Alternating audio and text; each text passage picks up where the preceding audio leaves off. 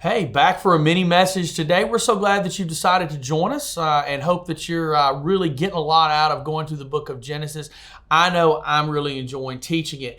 And we are finally to the end of Genesis chapter 38, which has been a challenging chapter to go through for me because it is such a difficult subject. It's dark. It's really a bad piece of the lineage and the life of Jacob's family here with Judah. So if you haven't watched all of the ones for chapter 38, probably should go back and check them out. You can find them on our playlist on YouTube, and you can also find them there on our Facebook page. So that being said, let's get verse 27. It says, "Now it came to pass at the time for giving birth, that behold, twins were in her womb. And so it was when she was giving birth that one put out his hand, and the midwife took a scarlet thread and bound it onto his hand, saying, This one came out first. Then it happened, and as he drew his hand back, that his brother came out unexpectedly. And she said, How did you break through? This breach be upon you. Therefore his name was called Perez. Afterward his brother came out, who had the scarlet thread on his hand, and his name was Zerah." So this is Tamar giving birth to Judah's children.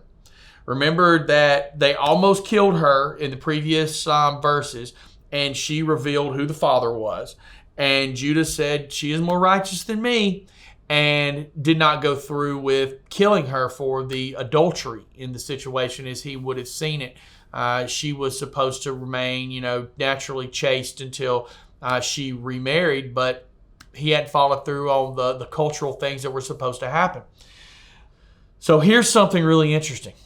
We know Judah is in the ancestry of Jesus, that Judah is the tribe that Jesus will be from.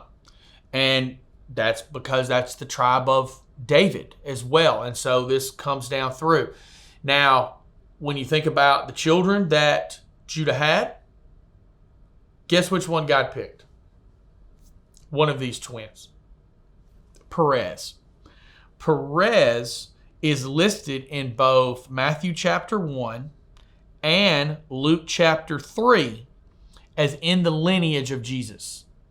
So a child born in adultery like this is in the lineage of Jesus.